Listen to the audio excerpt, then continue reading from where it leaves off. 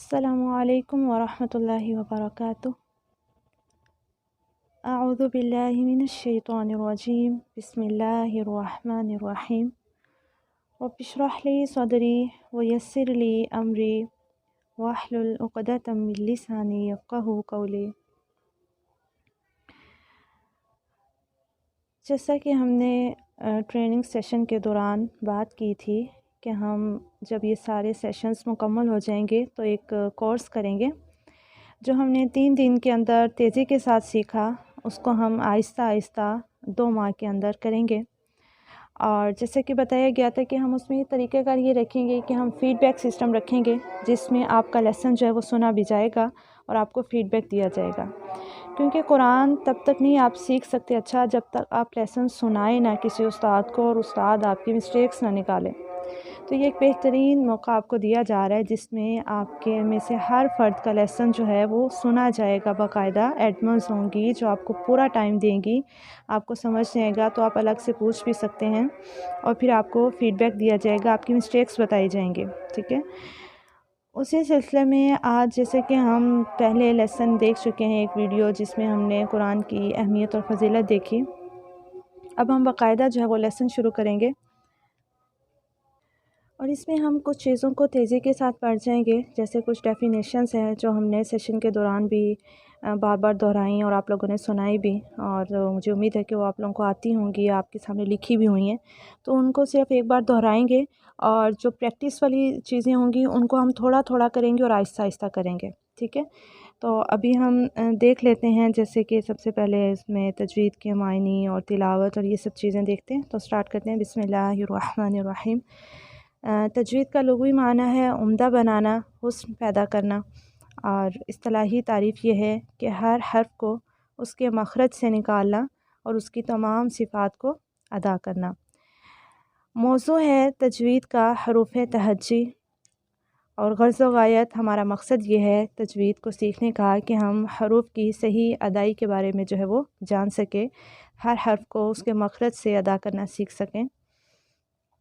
اور پھر آتا ہے تلاوت۔ تلاوت کا لغوی معنی ہے پیچھے چلنا، اور اصطلاحی تعریف یہ ہے کہ قرآن مجید کو تجویدی قواعد کے مطابق پڑھنا، اور اس کا ہمیں فائدہ کیا ہے؟ اجر کا باعث ہے، دنیا میں بھی فائدہ ہے اور آخرت میں بھی اس کا ہمیں فائدہ پہنچنے والا ہے۔ اس کے بعد ہے حروف تہجی۔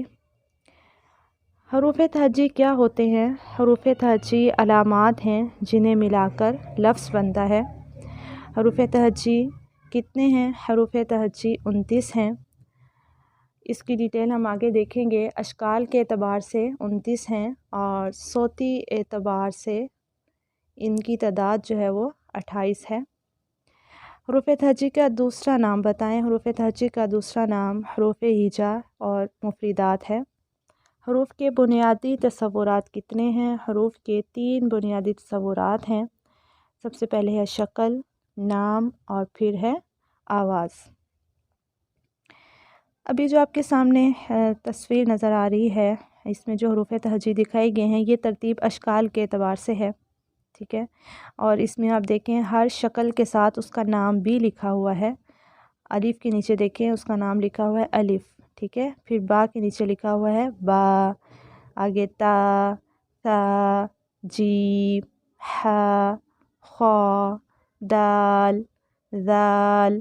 اس میں ایک بات یاد رکھیں، جس کے نام میں 2 حرف آ رہے ہیں وہ حرف جو ہے زیادہ لمبا نہیں کھینچیں گے، لیکن جس کے نام میں 3 حرف آ رہے ہیں تو اس کو پڑھتے ہوئے تھوڑی سی ادائیگی لمبی ہوگی، کھینچ کا تھوڑا پڑھا جائے گا، جیسے اوپر جیم میں ہے جیم، اور لیکن ہا، خا اسے ہم زیادہ لمبا نہیں کریں گے کیونکہ اس کے نام میں 2 ہی حرف ہیں۔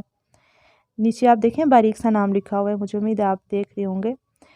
دال، ذال، را، زا، سین، شین، صاد، ضاد، طا، ظا، عین، غین، فا، قاف، کاف، لام، میم، نون، واو، ہا، حمزہ، یا۔ ٹھیک ہے، یہ ان کے ہم نے نام پڑھے، شکلیں آپ کو دکھ رہی ہیں اور نام ہم نے پڑھ لیے۔ اس میں ایک چیز نوٹ کیجیے گا، کچھ حروف ایسے ہیں جن کو پڑھتے ہوئے ناک میں آواز لے جاتے ہیں، تو آپ نے اس چیز کا دھیان رکھنا ہے۔ جیسے لام ہے، اب اس میں لام لام، تو یہ ناک میں آواز جا رہی ہے، یہ ٹھیک نہیں ہے۔ لام، ٹھیک ہے، لام، اس میں ناک میں آواز نہیں جا رہی۔ لام اور لام دونوں میں فرق ہے، ٹھیک ہے، تو ناک میں آواز نہیں لے کر جانی۔ اسی طرح سے میم میں بھی ہوتا ہے، میم میم، تو یہ ناک میں آواز جا رہی ہے، ناک پہ نہیں لے کر جانی۔ میم میم یا میم، میم اور میم، ٹھیک ہے، میم یہ غلط ہے، میم۔ پھر نون، نون، ناک میں آواز جا رہی، یہ نہیں جانی چاہیے۔ نون، لام، میم، نون، لام، میم، نون، ٹھیک ہے، یہ صحیح پروننسیشن ہے۔ آگے جو ترتیب دی گئی ہے یہ صوتی ترتیب ہے، یعنی آواز کے اعتبار سے ترتیب ہے، مخارج کے اعتبار سے۔ اس میں جو پہلے لائن میں حروف ہیں میم، با، واو اور فا، یہ 4 حروف ہیں جو ہونٹوں سے ادا ہو جاتے ہیں۔ پھر اس کے آگے جو ہیں ان میں زبان کا استعمال بھی ہے، آہستہ آہستہ آگے چلتے ہیں، زبان کے کناروں کا استعمال ہے، پھر زبان کے درمیان کا، پھر زبان کے موٹے کنارے، اور پھر حلق، حروف حلقی آ جاتے ہیں۔ تو اسے کہا جاتا ہے آسان سے مشکل کا اصول یا مشکل کی طرف، کیونکہ جو حروف ہونٹوں سے ادا ہوتے ہیں وہ آسانی سے ہو جاتے ہیں۔ آہستہ آہستہ جب حروف آگے آگے سے نکلتے جاتے ہیں تو اتنا ہی ان کی ادائیگی میں تھوڑی سی مشکل پیش آ جاتی ہے۔ جیسے حلق سے جب حروف ادا ہوتے ہیں تو ہمیں کافی محنت کرنا پڑتی ہے کچھ حروف کو ادا کرتے ہوئے، لیکن اتنی بھی نہیں، پریکٹس کے بعد آپ آسانی کے ساتھ بھی انہیں ادا کرنے کے قابل ہو جاتے ہیں۔ تو ان کو ہم آگے جا کے مزید دیکھیں گے۔ بہرحال یہ آواز ان کی نکلے گی اور پھر یہ جو حروف ہیں، یہ حروف تہجی جو ہمارے سامنے صوتی ترتیب ہے، یہ پڑھی جائے گی۔ تو ہم اسے آگے جا کے ابھی دیکھتے ہیں۔ جیسے کہ ہم نے پڑھا تھا کہ حروف کے 3 بنیادی تصورات ہیں۔ سب سے پہلے ہم نے دیکھا شکل، ٹھیک ہے، پھر اس کا ہم نے نام پڑھ لیا۔ تیسری چیز کیا ہے؟ آواز۔ کسی بھی حرف کی آواز تب آتی ہے جب اس کے اوپر کوئی حرکت ہوتی ہے، ٹھیک ہے، اور پھر شکل جو ہے اس کی بھی آگے اقسام دی گئی ہے، مکمل شکل، مختصر شکل اور حرف کا چہرہ۔ جیسے آپ کے سامنے یہ تصویر آ رہی ہے، اس میں آپ دیکھیں با پورا لکھا ہوا ہے، نیچے اس کی آدھی شکل دی گئی ہے، یعنی یہ سمجھانے کے لیے کہ جب لفظ کے اندر با آئے گا تو اس کی شکل ایسی ہوگی، مختصر شکل ہوگی۔ جیم ہے تو اس کا سیرہ آئے گا، سین ہے تو اس کا دائرہ نہیں آئے گا، صرف اس کا شروع والا حصہ جو اس کا سیرہ ہے، اس کا چہرہ ہے، اسی سے پہچانا جائے گا۔ یہ سین ہے، اگر اس کے اوپر نقطے ہوں گے تو وہ شین ہوگا، ٹھیک ہے۔ پھر نیچے آئین کی بھی شکل دی گئی ہے، آئین جب حرف کے شروع میں آئے گا تو کیسے ہوگا، اور اگر درمیان میں آئے گا تو اس کی شکل کیسی ہوگی؟ مختصر شکل ہوگی، اس کا چہرہ دکھایا جائے گا صرف، تو چہرے سے پہچاننا ہوگا یہ عین ہے، یہ غین ہے، یا لام ہے، یا میم ہے۔ تو اس پیج کو آپ تسلی کے ساتھ پورا دیکھ لیجئے تاکہ ہر حرف کی مختصر شکل کی بھی پہچان ہو سکے۔ اس کے بعد کچھ حروف ایسے ہیں جو کہ اپنی شکل نہیں بدلتے، مختصر نہیں ہوتے، وہ ہمیشہ پورے ہی آتے ہیں۔ الف، دال، ذال، را، ز، طا، ظا، واو، حمزہ، ٹھیک ہے، یہ جب بھی آئیں گے حروف کے درمیان میں آئیں، شروع میں، یا جہاں بھی، یہ پورے ہی آئیں گے۔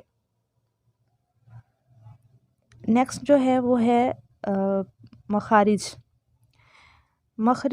مخرج کیا ہوتا ہے؟ مخرج کہتے ہیں حرف کے نکلنے کی جگہ کو۔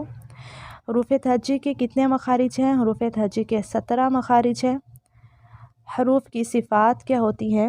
جس کیفیت سے حرف ادا ہوتا ہے اس کیفیت کو صفت کہتے ہیں، ٹھیک ہے، جیسے کہ کسی حرف کا باریک ہونا، موٹا ہونا، سیٹی کے ساتھ ادا ہونا یا بغیر سیٹی کے ادا ہونا۔ جس انداز یا کیفیت سے حرف ادا ہوتا ہے اس انداز کو صفت کہتے ہیں، ٹھیک ہے، اور ان مخارج اور صفات کو جو ہے تجوید کے 2 اہم ستون بھی کہا جاتا ہے۔ اس کے بعد دیکھیں مخارج و صفات کی اہمیت کو واضح کرنے کے لیے یہاں پہ ایک ٹیبل دیا گیا ہے، کچھ الفاظ دیے گئے ہیں۔ اب دیکھیں تینٌ، تا یہ باریک ہے، نقطے والا تا باریک ہوتا ہے، تینُ انجیر، اور اگلا ہے طا، جو یہ والا طا ہے اس میں صفت پائی جاتی ہے کہ اسے موٹا پڑھنا ہے، تو اگر ہم اس کی صفت کو ادا نہیں کرتے، موٹا نہیں پڑھتے، تو معنی چینج ہو جاتا ہے۔ تو ہم تینن پڑھیں گے تو انجیر میننگ ہوگا، توینن تو آپ موٹا پڑھیں گے تو اس کا مطلب مٹی ہوگا۔ پھر ثمن قیمت ہے، ثمن گھی ہے، سا پڑھتے ہوئے نقطے والا سا سٹی نہیں آنی چاہیے، لیکن سین پڑھتے ہوئے سٹی آئے گی۔ تو دونوں میں فرق اسی طرح سے ہوگا کہ سا پڑھتے ہوئے سٹی نہیں آئے گی، سین پڑھتے ہوئے سٹی آئے گی۔ پھر آگے ہے اثمن گناہ، اور اسمن نام، سیفن تلوار، سویفن سواد موٹا، اس کا مطلب ہے موسم گرما۔ قل کا مطلب ہے تو کہہ، اور باریک کل کا مطلب ہے تو کھا۔ تو یہ اہمیت دلائی گئی ہے یہاں پر کہ مخارج و صفات کو سیکھنا کتنا زیادہ جو ہے وہ ضروری ہے۔ باقی ہم مخارج کو ڈیٹیل سے دیکھیں گے، وہ ہم دیکھیں گے اپنی اگلی کلاس میں۔ آج کے لیے اتنا کافی ہے، آپ کی دہرائی بھی ہو جائے گی اور کچھ چیزوں کو آپ پریکٹس بھی کر لیں، بار بار دہرا لیں۔ اگلی کلاس میں ہم انشاءاللہ باقاعدہ مخارج کو دیکھیں گے۔ السلام علیکم ورحمۃ اللہ وبرکاتہ۔